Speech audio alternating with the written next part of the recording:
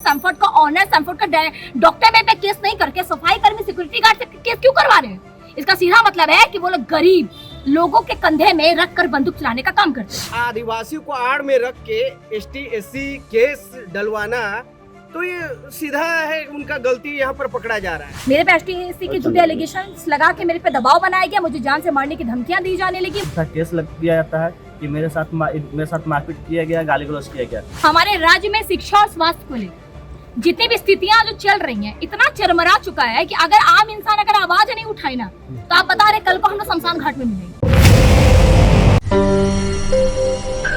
सबसे पहले मैं सभी लोगों को झारखंडी जोहार करती हूँ और सबसे पहले मैं धन्यवाद देती हूँ जो स्टार्टिंग से शुरुआत से मीडिया भाई बंधु का, जो ग्राउंड रिपोर्टिंग करते हुए हमारी बात को ऊपर तक लेके गए।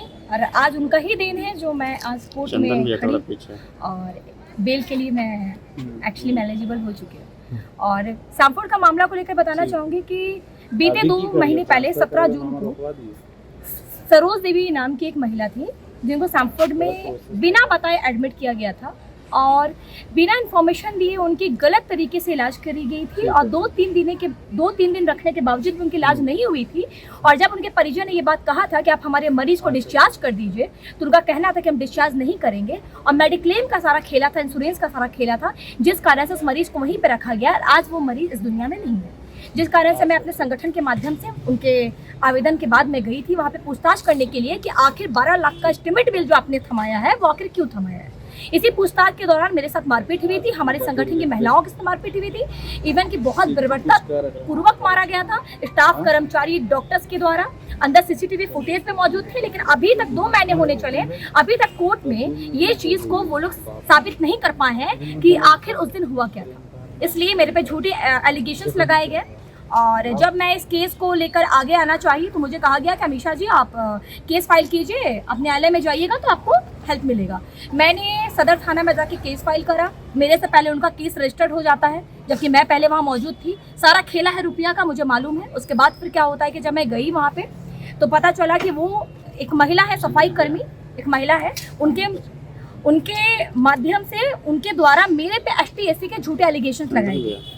मेरे पे एसटी एससी के झूठे एलिगेशन लगा के मेरे पे दबाव बनाया गया, मुझे जान से मारने की धमकियां दी जाने लगी, मुझे कॉम्प्रोमाइज करने के लिए धमकियां दी जाने लगी, काफ़ी चीज़ें होने लगी। उसके बावजूद भी मैंने संवैधानिक अधिकार रखने वाली एकमात्र लड़की हूँ, संविधान को मानने वाली लड़की हूँ, इसलिए मैंने ये सोचा कि न्यायालय में जाके अपनी हक और आवाज़ की बात को मैं ऊपर तक लेके जाऊंगी और यहाँ मैं जीत को ही अपना प्रथम रूप दूंगी।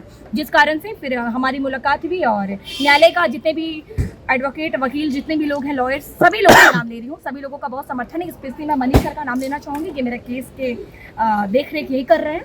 और आज फाइनली 2 महीने के बाद 18 अगस्त को मुझे बेल मिल जाता है और मैं बेल के लिए एलिजिबल हो जाती हूँ। क्या कुछ कोर्ट का आदेश है, क्योंकि सैमफोर्ड अस्पताल काफ़ी बड़ा है और ऐसे में जिस तरह से आपके ऊपर लगातार आरोप लगाया गया है, क्या कुछ साक्ष्य मांगे गए हैं? सर देखिए, एक बात बोलना चाहेंगे, झारखंड सरकार से मैं बोलना चाहूँगी कि हमारे राज्य में शिक्षा और स्वास्थ्य को लेकर जितनी भी स्थितियां जो चल रही हैं, इतना चरमरा चुका है कि अगर आम इंसान अगर आवाज नहीं उठाए ना, तो आप बता रहे कल को हम लोग शमशान घाट में मिलेंगे। शिक्षा में भी वही हाल है, स्वास्थ्य में भी वही हाल है। मैं स्वास्थ्य की बात करती हूँ।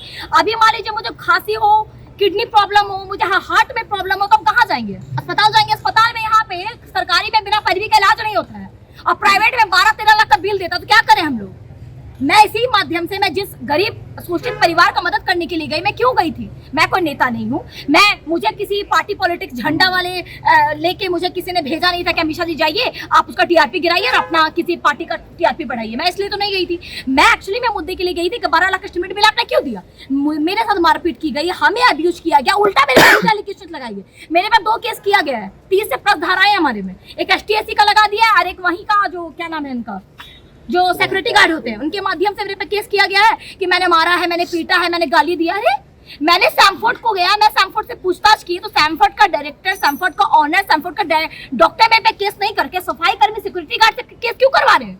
इसका सीधा मतलब है कि वो लोग गरीब लोगों के कंधे में रख कर बंदूक चलाने का काम करते हैं। वो सोचे कमीशा प्रसाद को हम डरा देंगे, लड़की डर जाएगी, लड़की मर जाएगी तो आराम से घर में रहेगी। हम लड़ेंगे सर, हम तब तक लड़ेंगे जब तक एक्चुअली में सच का सच, दूध का दूध, पानी का पानी नहीं हो जाए।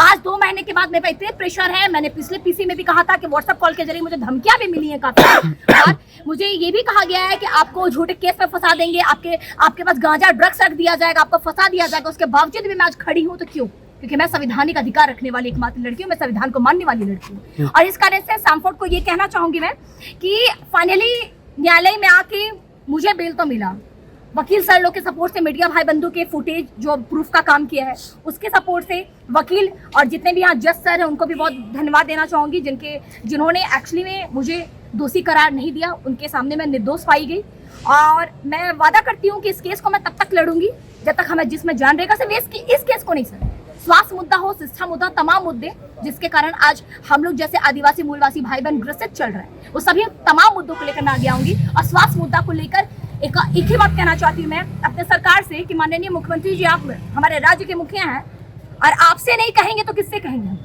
आपके पास नहीं रोएंगे तो किसके पास रोएंगे? आज आपके राज्य के बच्चे, आपके राज्य की जनता आज यहाँ पे शोषित हो रहे हैं, मर रहे हैं, भटक रहे हैं, लेकिन उनका सुनने वाला कोई नहीं है, तो मुखिया नहीं सुनेगा। कल को आज शिक्षा की जैसे आंदोलन चल रही है, कल को अगर स्वास्थ्य को लेकर सुधार नहीं किया गया, प्राइवेट अस्पताल अगर मनमानी अपनी बंद नहीं की, एक और चीज मैं बोलना चाहूंगी, 6-7 दिन में 12-13 लाख का जो बिल देते हैं, 12-13 लाख में किसी बेटी का शादी हो जाता है, 12-13 लाख में आशियाना बन जाता है, 12-13 लाख में हम MBBS की पढ़ाई कर लेते हैं। वो 12-13 लाख 7 से 8 दिन में को दे पाएगा क्या? अरे हम ना अंबानी खानदान के थोड़ी है जी, सब आम आदमी है, गरीब आदमी है। आप 12-13 लाख की बात करते हैं, इंसान जान बचाएगा क्या करेगा? हम लोग बोलता है कि नहीं सब बिका हुआ है, कैसे सब बिका हुआ है? आज भी सच का साथ देने वाले बहुत लोग हैं। और एक और बात मैं कहना चाहूंगी कि अभी एक एग्जांपल बस दे रही हूँ, जितने भी लोग 20 लाख, 40 लाख, 50 लाख, 1 करोड़ देकर सीट खरीदते हैं, चाहे शिक्षा में हो या स्वास्थ्य में हो, वही लोग आज फर्जी इलाज करते हैं, फर्जी अधिकारी बनकर हम लोग को शोषण का शिकार बनाते हैं। अब JPSC JCC का मामला हो या फिर स्वास्थ्य का मामला हो, पैसे पे तो सब मिलते हैं, पैसे हम लिए, पैसे दिए और आराम से सीट खरीद लिए और फर्जी डॉक्टर भी बन जाते हैं। पैसा देकर हमें डिग्री खरीदते हैं सर डॉक्टर का, जिसको एक सुइया चलाना नहीं आता, सुई देना नहीं आता, उसको पैरासीटामोल का मतलब नहीं पता, वो डॉक्टर बन के बैठा है व्हाइट कोट। फर्जी डॉक्टर लोग, आज फर्जी डॉक्टर लोग के कारण आज अच्छे और जो एक्चुअली में जो जेन्युइन डॉक्टर है, जो एक्चुअली में जो भगवान का दूसरा रूप है, उनका नाम को कलंकित करने का काम करते हैं। और सैमफोर्ड अस्पताल ने, वहां के कुछ डॉक्टर्स ने ये एक्चुअली में प्रूफ कर दिया है कि हाँ, सबसे बड़ा चीज पैसा होता है, क्योंकि वहां पे 2 से 3 दिनों के बाद भी इलाज नहीं हुई थी और वहां पे बोलने के बाद धमकी दिया गया था, तुम लोग क्या कर लोगे, और वो सब बड़े लोग हैं, ये बड़ी मछली है, तुम लोग तो छोटे मछली हो, ये क्या उखाड़ लोगे तुम लोग। ये लाइन था सर वहां पे, यही लाइन हम लोगों को बोला गया था वहां पे। अब्यूज हमारे साथ, मारपीट हमारे साथ, गाली गलौज हमारे साथ, मारपीट का धमकी हमारे साथ, तो अब तुम लड़की हो, तुम्हारे साथ ये हो जाएगा, वो हो जाएगा हमारे साथ। उसके बाद झूठा एलिगेशन भी हमारे साथ। कोई बात नहीं, सत्य की जीत होगी। और ये मेरी जीत नहीं है, तमाम जनता की जीत है, तमाम युवाओं की जीत है, तमाम उन लोगों की जीत है जो अपनी आवाज बुलंद नहीं कर पाते हैं। मैं सबकी तरफ से अपनी आवाज इस पीसी के माध्यम से रखना चाहूंगी। और एक और बात मैं कहना चाहूंगी, सभी फिर से वंस अगेन कि मीडिया भाई बंधु को बहुत बहुत धन्यवाद। जैसे रांची क्लब हो गए, झाड़ समाचार हो गए, एक क्या नाम है उनका, रवि भास्कर जी भैया हैं, वो रुपेश भैया, थर्ड एम्पायर, जितने भी तमाम लोग हैं, जितने भी लोगों का स्टार्टिंग से मुझे सपोर्ट रहा है, वो लोगों को बहुत बहुत धन्यवाद देना चाहूंगी कि भैया आप लोग ने ये एक्चुअली में प्रूफ कर दिया कि चौथा स्तंभ क्या होता है। लोकतंत्र 19 को भी बहुत बहुत धन्यवाद देना चाहूंगी। और बहुत सारे भाई लोग जिनका नाम मुझे एक्चुअली में याद नहीं आ रहा है, बस ये कहूंगी भैया कि ये लड़ाई मेरी नहीं, संपूर्ण जनता की, संपूर्ण युवाओं की, संपूर्ण छात्रों की है। ये लड़ाई वो हर लोगों की है जो गूंगे लंगड़े बहरे बने हैं। ये लड़ाई वो लोगों की है जो सिस्टम, लंगड़ा गूंगा बहरा जो सिस्टम है उसको सुनवाने का काम कर रहे हैं। और मैं एक और चीज बहुत बहुत धन्यवाद देना चाहूंगी, ये बाहा भैया हैं हमारे साथ, इनके तरफ देखिए ये, और इनके साथ एक और भैया मेरे सपोर्ट में आए हैं, और इनका भी कहना है कि हम लोग पूरा आदिवासी भाई बहन आपके सपोर्ट में हैं। सैमफोर्ड हॉस्पिटल के द्वारा जो उनके ऊपर आरोप लगाया गया था, उनके कर्मचारी थी जो साफ सफाई काम करती है, अगर मान लीजिए कि इन लोग अगर मारपीट किए या कुछ भी किए तो मैनेजमेंट को केस करना था। वो क्या करते हैं कि पहले अपने हॉस्पिटल में खोजते हैं कौन SC ST समाज के महिला कर्मचारी है, उनको बुलाते हैं, उनके थ्रू इन पर झूठा केस लग दिया जाता है कि मेरे साथ मारपीट किया गया, गाली गलौज किया गया। वो तो अच्छा हो कि आप लोग इसे प्रेस वाले वहाँ पास थे, जिसका हम लोग फुटेज रखे हुए थे, वो लोग भी FIR में लिखे थे कि हमारे हॉस्पिटल का CCTV कैमरा में सारा कुछ आया है। हमने कोर्ट को बोला कि जो कभी देख लिया जाए सीसीटीवी कैमरा, लेकिन वो लोग जान के सीसीटीवी कैमरा नहीं देते हैं, क्योंकि वो अपना दोस्त क्यों इनको दिखाएंगे, क्योंकि उन्हीं के द्वारा मारा गया, उनके बाउंसर के द्वारा इनको मारा गया, अमिषा प्रसाद और इनके साथ जितने भी और लेडी लोग थे, और साथ में आदिवासी महिला लोग भी थे इनके साथ, इनके सपोर्ट में।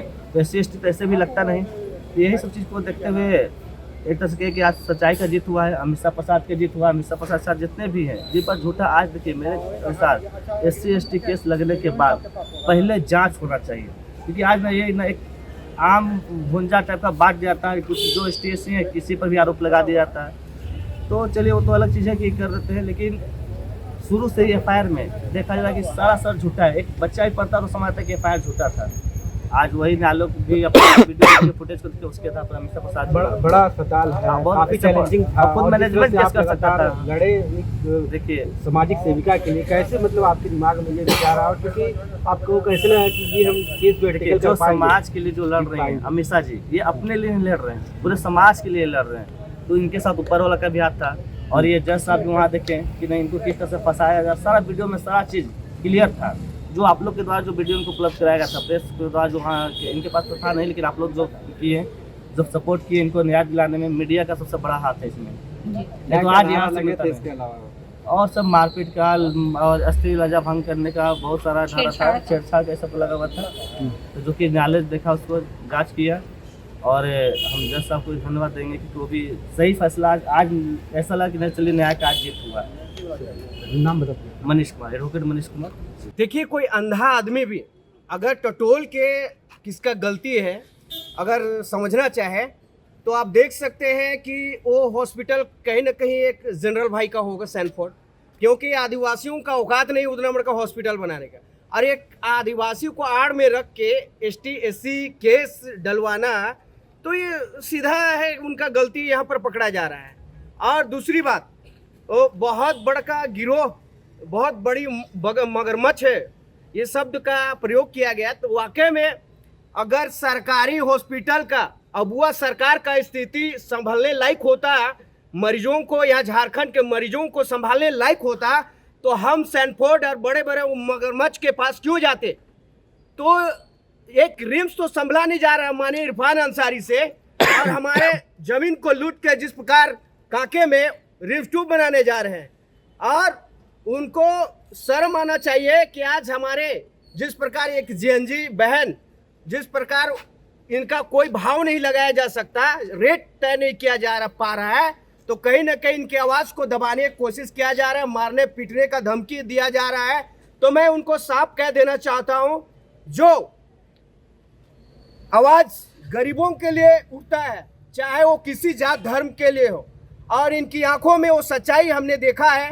बहन अमिषा जिस प्रकार हमारे GNG के साथ भी हमेशा खड़ी रही जयपाल सिंह मुंडा स्टेडियम में 24-25 दिन, और जो अभी स्कूल और हॉस्पिटल के लिए अन्याय के खिलाफ आवाज़ उठा रही है, तो हर अन्याय के खिलाफ उठाने वाली शख्स वो मेरी बहन है। और अमिषा बहन के आंखों में सच्चाई हमने देखा है, और सच के हमेशा खड़ी रहती है। तो मेरी बहन के ऊपर अगर कोई आँच उठाता है, या हाथ उठाता है, आँख उठाता है, तो सावधान हो जाइए, क्योंकि ये GNG जिस प्रकार अब वो सरकार को हिलाने का काम कर रही है, तो उसी क्षेत्र में हम लोग, शिक्षा हो चाहे हॉस्पिटल में जो भी गड़बड़ियाँ हमारे राज्य में देखने को मिल रहा है, उस पर हम लोग बढ़ चढ़ के हम हल्ला बोल शुरुआत कर चुके हैं, और बहन ने शुरुआत कर दिया है। ये सूत्रधार एक प्रकार से झारखंड के स्थिति को देखते हुए जान पड़ता है। तो सीधा मैं वो सैनफोर्ड के जितने वहाँ के फाउंडर जो सोच रहे हैं कि एक अकेली लड़की को हम धमका देंगे, उनके वकीलों को खरीद लेंगे, तो ये आपकी भूल होगी। एक बहन के साथ जो सच के लिए खड़ा रहती है, गरीबों के लिए, मजलूमों के लिए, उनके साथ हमेशा सच, उनका भाई एक खड़ा रहता है, जो आपको दिखाई नहीं देता होगा, लेकिन वो बहुत जल्द आपके मुंह तोड़ जवाब देने के लिए हमेशा आमदा रहेगा, और इनके आगे पीछे हमेशा 24 घंटा खड़ा रहेगा। आप सावधान हो जाइए। जो भी शिक्षा माफिया जो सरकारी तंत्र से मिल बांट के, चाहे वो दवाई कंपनियों के में या तो इलाज, किसी भी तरह से आप माफियागिरी कर रहे हैं और हमारी लोकतंत्र को बेचने का काम कर रहे हैं, दलालीगिरी कर रहे हैं, तो राज्य में आप सतर्क हो जाइए। ये जेएनजी जाग चुका है और आने वाले समय में मुंह तोड़ जवाब देने का काम करेगा। चाहे कितनों ऊपर नीचे जो भी आपके दल्ले वर्ग और जो भी हमारे आत्मसम्मान को ठेस पहुंचाता है, बेचते हैं और राज्य का अस्मिता को बेचने का काम करते हैं, वो सावधान हो जाइए। हम लोग अब छोड़ने वाले नहीं हैं। आप किसी भी हद तक जाने के लिए हम लोग तैयार हैं।